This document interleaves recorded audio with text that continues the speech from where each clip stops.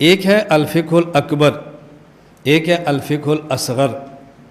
علم الکلام یہ الفقہ الاکبر ہے، علم الاحکام یہ الفقہ الاصغر ہے۔ علم الکلام یہ الفقہ الاکبر ہے اور علم الاحکام یہ الفقہ الاصغر ہے۔ تو یہ امام حنیفہ کی کتاب علم الکلام میں ہے، عقائد میں ہے، اس لیے اس کتاب کو الفقہ الاکبر کہتے ہیں، اور یہ امام ابو حنیفہ رحمۃ اللہ علیہ کی کتاب ہے الفقہ الاکبر۔ اب وہ لوگ جو یہ بات کہتے تھے کہ جی امام ابو حنیفہ کی کوئی تصنیف نہیں ہے، ان کی اپنی کوئی کتاب نہیں ہے، تو ان کو بتاؤ الفقہ الاکبر امام ابو حنیفہ رحمۃ اللہ علیہ کی اپنی کتاب ہے۔ اور وہ لوگ جو کہتے ہیں کہ یہ تم احکام میں مقلد ابو حنیفہ کے ہو اور عقائد میں تم تقلید کرتے ہو اشعری اور ماتریدی کی، ان کو بتاؤ الفقہ الاکبر عقائد میں کتاب امام حنیفہ کی موجود ہے۔ تمہیں کس نے کہا کہ ہم ان کی تقلید کرتے ہیں؟ تقلید تو عقائد میں ہوتی ہی نہیں ہے، اس میں کیا تقلید کرنی ہے؟ لیکن یہ کہ ہم تک عقائد سمجھتے ہیں، اور کن سے سمجھتے ہیں؟ امام ابو حنیفہ رحمۃ اللہ علیہ سے۔ اب جو اس درسگاہ سے گزرے گا نا، وہ سینہ تان کے کہہ سکتا ہے کہ میں نے عقائد کو پڑھا ہے اور عقیدے کی کتاب امام ابو حنیفہ کی لکھی ہوئی الفقہ الاکبر پڑھی ہے۔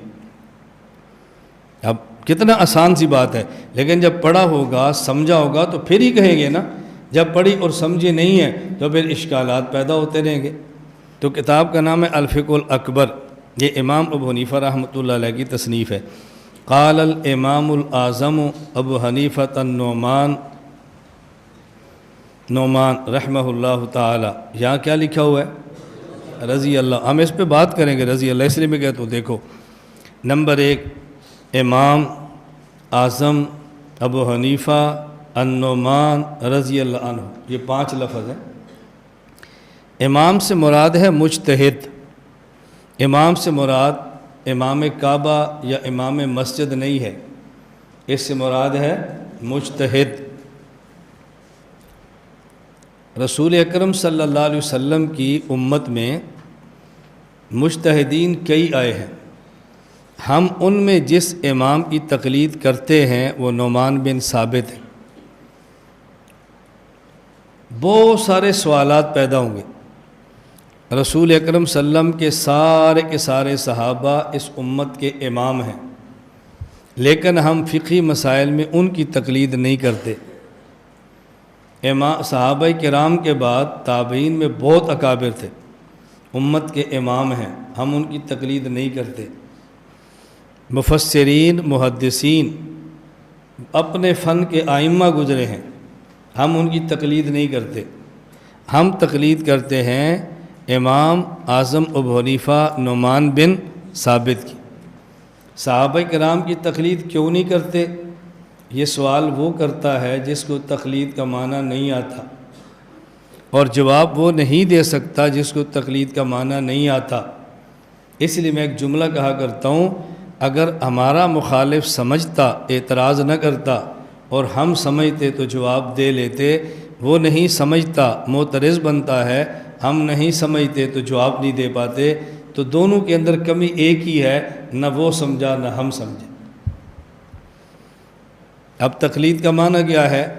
تقلید کسے کہتے ہیں؟ توجہ رکھیں آپ، مسائل اجتہادیہ میں غیر مجتہد کا ایسے مجتہد کے مفتہ بہ مسائل کو بلا مطالبہ دلیل مان لینا، جس کا مجتہد ہونا دلیل شرعی سے ثابت ہو اور اس کا مذہب اصولاً و فروعاً مقلد کے پاس تواتر کے ساتھ پہنچا ہو، اور ایسا فرد دنیا میں سب سے پہلے ابو حنیفہ ہے، دنیا میں سب سے پہلے ابو حنیفہ ہے۔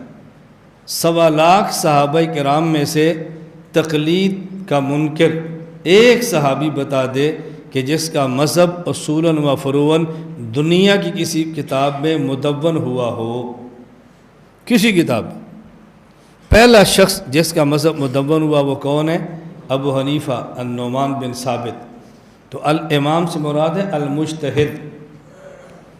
انہ اول من دون علم الشریعہ ورتبہ ابوابا، یہ ہے الامام ابو حنیفہ۔ لم یسبق احد، یہ ہے الامام ابو حنیفہ۔ تو الامام سے مراد یہ الفقہ الاکبر کے ایک لفظ سمجھو، الامام سے مراد المجتہد۔ نمبر 2 الاعظم، مجتہد تو کئی ہے امت میں، لیکن امت کے مجتہدین میں سب سے بڑا مجتہد وہ ابو حنیفہ نعمان بن ثابت رحمہ اللہ تعالی ہیں، ہم تقلید ان کی کرتے ہیں۔